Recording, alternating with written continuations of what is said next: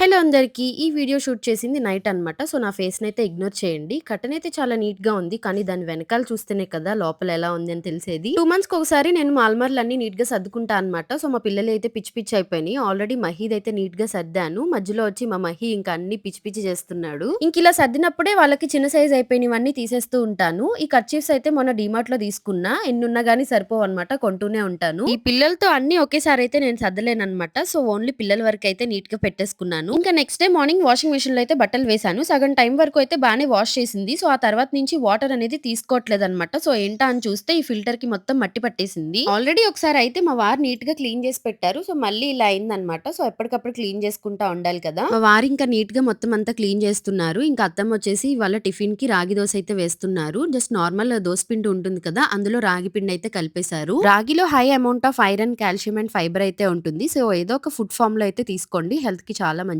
And ఇంకా మా వారైతే నీట్‌గా క్లీన్ చేసేసారు. మీ వాషింగ్ మెషిన్ ఫిల్టర్‌కి కూడా సేమ్ ఇలానే అయిందా? కామెంట్ సెక్షన్‌లో చెప్పండి. నెక్స్ట్ వీడియోలో కలుసుకుందాం. Thank you. బాయ్.